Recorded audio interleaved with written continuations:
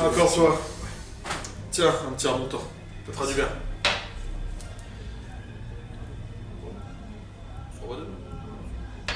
Je vais aller m'asseoir. Allez, à t'asseoir. Alors petit, qu'est-ce qui t'arrive? Je reviens de la guerre.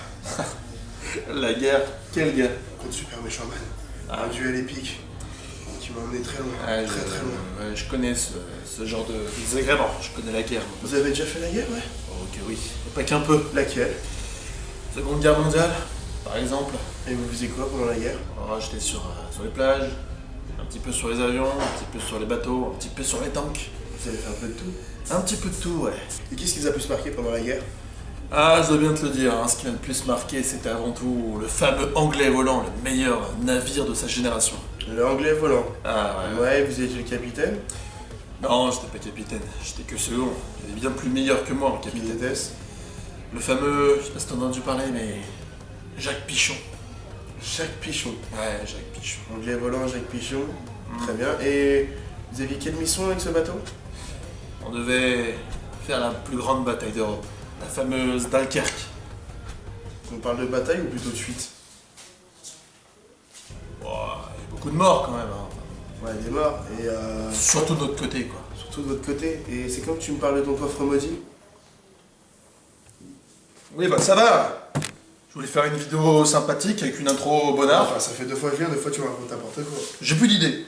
J'ai plus d'idées. Tu fais pas le coup une 3e fois. Hein. Ouais, j'ai déconné. J'ai déconné. Oui. J'ai déconné. Bah, parce que tu vas faire maintenant, tu vas faire ta critique. Tu vas dire, hey, salut patati patata. De toute façon, ton intro, soit elle est trop longue, soit elle est trop nulle. Vas-y. Hey, salut amateurs de fusils et autres bateaux militaires, bienvenue. Aujourd'hui, on s'attaque à Dunkerque, le fameux film de Christopher Nolan. Allez, c'est parti.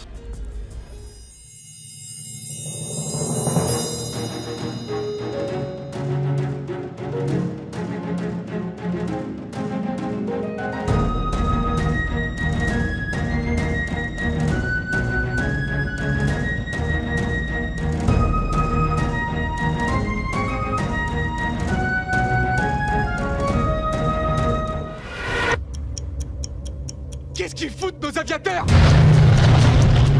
Ah, Dunkerque. C'est vrai que le titre dit comme ça, on pourrait croire à une suite de Bienvenue chez les Ch'tis ou un truc du genre. En fait, pas du tout, hein. C'est quelque chose de beaucoup plus intéressant. Car oui, hein, Dunkerque, c'est un film qui, ni plus ni moins, retrace les événements qui sont passés à Dunkerque pendant la Seconde Guerre mondiale. Car évidemment, si vous ne le savez pas encore, je suis carrément fan d'histoire. J'ai même pensé à un moment faire justement une chaîne d'histoire. Mais bon, après, l'avenir me dira si j'ai tort ou raison de continuer de faire mes chroniques ciné. Bref, pour résumer un petit peu les événements de Dunkerque, c'est juste le moment où les Allemands ont commencé à bien nous mettre la douille, hein. En gros, quand ils ont envahi la majorité du nord de la France, les Alliés ont commencé à reculer encore et encore. Du coup, au bout d'un moment, ils se sont retrouvés acculés à Dunkerque, hein, où ils ont reculé le maximum. Puis bon, ils avaient que pour seule solution de partir vers l'Angleterre par voie marine. Mais bon, évidemment, hein, les Allemands, ça les arrêtait pas, et ils ont continué à les bombarder avec leurs gros bombardiers, ou même à détruire leurs navires avec des torpilles dans la gueule.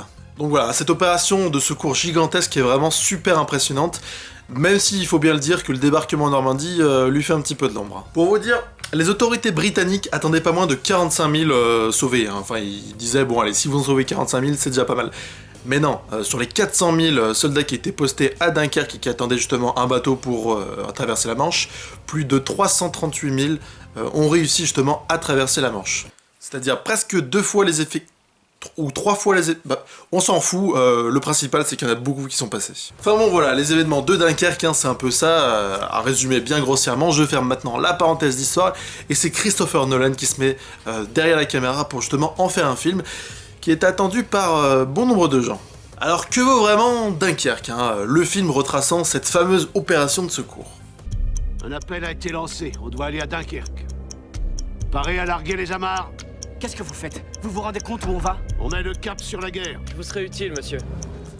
Alors comme d'habitude, on commence par la réal, et j'avoue que sur ce coup-là, c'est un très gros morceau du film. Alors comme vous le savez déjà, et aussi parce que je vous l'ai dit juste avant, c'est Christopher Nolan qui se met justement derrière la caméra. Alors ce réalisateur est l'un des peut-être le plus connus de sa génération, vous le connaissez peut-être tous avec Batman dans sa trilogie, ou encore Interstellar, ou Inception, qui sont de super bons films. Il est donc évident que beaucoup de gens attendaient Christopher Nolan au tournant pour savoir s'il allait nous pondre un bon film, et j'avoue que pour moi c'est franchement réussi au niveau de la réal. Faut bien savoir que Dunkerque est peu classique dans sa réalisation. En fait, le film se décompose en 3 phases. La première, on suit un soldat en particulier qui veut fuir justement la France et retourner en Angleterre. Donc cette phase se déroule en 1 semaine. La deuxième, on suit un escadron d'aviateurs prêts à tout pour protéger justement ceux qui veulent rentrer en Angleterre. Et cette phase dure à peu près 1 jour. Et la dernière phase, on suit un groupe de civils, enfin 3 civils qui sont sur un bateau de plaisance, qui vont récupérer les quelques soldats qui sont postés sur les plages de Dunkerque.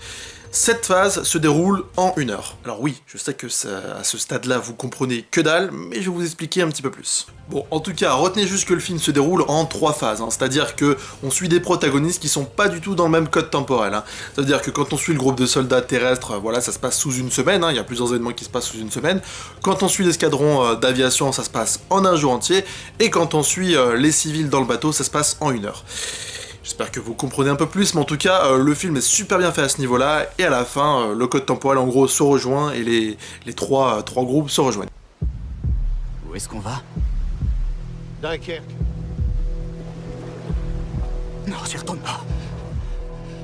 On n'a pas le droit de se défiler, fiston. Franchement, c'est assez malin de la part du réalisateur d'avoir fait ce genre de trame qu'on voit assez peu et qui donne de bonnes idées de mise en scène et de scénario. Au début, tous les plans se passent avec un code temporel différent. Du coup, on est un petit peu perdu, on se dit ouais, ok, c'est quoi ce film? Mais en vérité, si on suit un petit peu plus le film, plus le film va et plus on comprend les choses et plus on se dit putain, c'est une putain de bonne idée. À ce niveau-là, niveau réalisation, le film est plus tourné sur des sensations plutôt qu'un vrai scénario propre. Parce qu'évidemment, on connaît tous l'histoire de Dunkerque, et dites pas non, parce que je vous l'ai expliqué plus tôt. Et c'est pourquoi Nolan s'est justement tourné sur la sensation que peuvent ressentir les soldats, et aussi ce qu'ils pouvaient endurer tout simplement. Mais bon, faut bien le dire, le film a très peu de dialogue. Le réalisateur s'est surtout tourné vers une mise en scène agréable et des plans de toute beauté. Et franchement, c'est super beau. Alors bon, faut le savoir, la réalisation est peu classique. N'attendez pas un film de guerre, justement, avec des grosses scènes d'action, des grosses batailles. Parce que Dunkerque, c'est pas une bataille, c'est justement une fuite où les gars essaient juste de sauver leur peau. Après, bien sûr, il y a quelques scènes de combat, mais c'est surtout des scènes de combat défensifs. D'ailleurs, au niveau des ennemis, on voit jamais leur visage. On voit les avions, les bateaux, il n'y a pas de souci. Par contre, on voit jamais leur visage, histoire de leur donner un petit côté inhumain et de rajouter un petit peu d'empathie pour nos soldats qui essayent justement de fuir la guerre. Juste un petit bémol au niveau de la réalisation. Comment dire, le rythme est très lent en fait, il est très lent, bon évidemment ça colle bien au contexte, moi ça m'a même beaucoup plu, mais il faut bien le dire, le rythme est lent. Et j'avoue qu'un gars à côté de moi s'est complètement endormi, même qu'il arrêtait pas de me déranger parce qu'il ronflait assez fort. Oui, j'ai pas de chance dans les cinémas. Tiens, en parlant d'ambiance, laissez-moi vous dire que la BO est omniprésente tout le long du film. On a toujours une bande-son qui justement accompagne les différents événements, qu'ils soient tristes, pesants ou même stressants. Il y a toujours une bande-son pour nous mettre dans cette ambiance, mais directement quoi. Franchement, j'ai kiffé toute la BO du film, qui est d'ailleurs composée par l'un des meilleurs compositeurs de notre génération, ou plutôt de sa génération, Hans Zimmer. Ce compositeur qui arrive avec talent à coller une scène avec justement une BO qui est millimétrée, calculée, pour nous emmener dans cette ambiance et nous happer dans le film. Oui, à ce niveau-là, on peut dire que j'aime bien Hans Zimmer. Voilà, on peut. Du point de vue casting, on va dire que peu m'ont marqué, parce que, évidemment, il y a peu de répliques dans ce film, donc les acteurs doivent jouer pour la plupart avec leur visage, ce qui est un exercice très difficile en étant acteur. On retrouve Cillian Murphy qui a un petit rôle, il faut bien le dire, voilà, j'adore cet acteur, mais il a un trop petit rôle pour vraiment juger sa performance. On a également un One Direction dans le film, oui, un One Direction. Bon, rassurez-vous, il chante pas, autrement le film serait complètement merdique, mais j'avoue que l'acteur, Harry Styles, est vraiment très doué. Franchement, je savais pas du tout que c'était un One Direction. En le regardant comme ça, il s'en sort vraiment pas mal. Bon, évidemment, comme la plupart des autres acteurs, il a un petit rôle, avec peu de répliques, donc difficile de vraiment juger sa performance. Mais dans l'ensemble, il est assez bon. Également dans le casting, Mark Rylance, qui joue justement le civil qui part d'Angleterre pour aller choper les soldats à Dunkerque. Alors bon, ouais, il est pas mal. Franchement, il est pas mal. En même temps, c'est un grand acteur. Il joue très bien son rôle. Kenneth Branagh, qui joue un petit peu l'amiral de tout ce beau monde posté sur ces plages, et qui a, faut bien le dire, les 3/4 des répliques du film.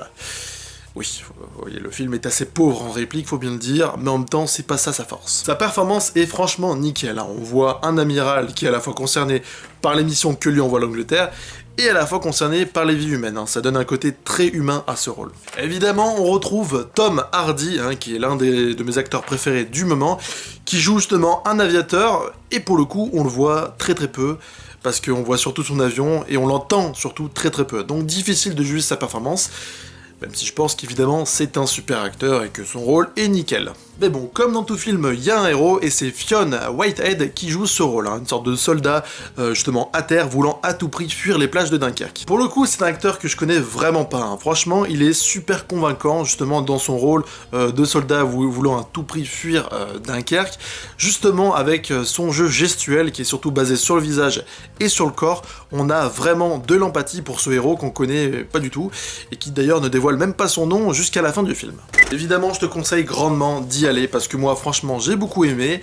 C'est un film de Nolan, c'est toujours appréciable d'aller voir un film de ce grand réalisateur, et deuxièmement parce que c'est un film construit voilà, avec une façon assez peu classique, faut bien le dire, et c'est toujours sympa de voir un film comme ça de temps en temps. Comme je l'ai dit précédemment, évidemment le rythme est assez lent, faut bien le dire, mais ça colle super bien, parce que le film prend son temps pour développer son propos, justement pour développer cette opération qui est très délicate, et aussi pour rappeler à notre jeune génération qu'on a quand même de la chance de vivre à notre époque. Mais je pense franchement que le film peut déplaire à certaines personnes, justement au niveau du rythme.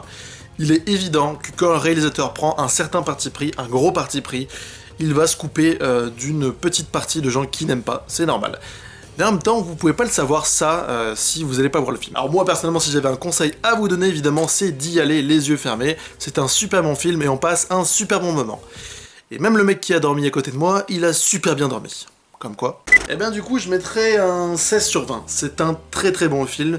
Et j'avoue qu'il arrive à nous transporter dans cette époque de troubles, à nous mettre dans une ambiance angoissante et à nous faire ressentir une grande empathie pour ces soldats. J'ai beaucoup aimé ce film qui retrace justement notre histoire, mais avec une vision un peu différente, hein. Dunkerque, on connaissait assez peu, c'est toujours appréciable de voir ce genre de film, et c'est une super réussite, c'est une belle réussite pour Nolan, encore une fois. Merci à toi d'avoir regardé cette vidéo jusqu'en entier, ça fait super plaisir, et si tu as aimé, n'hésite pas à poser un pouce j'aime, hein, ça montre justement que tu as aimé. Si tu veux commenter, n'hésite pas, je te répondrai avec plaisir, c'est toujours sympa de justement voir la vidéo qui est justement en mouvement, et la chaîne. Juste une petite info, je serai en vacances la semaine prochaine, donc pas de critique ciné, hein, voilà, bon, c'est comme ça. En tout cas, nous on se retrouve pour de prochaines vidéos, hein, pour un prochain film qui sera La planète des singes, hein, vers le 3 août. A bientôt, ciao.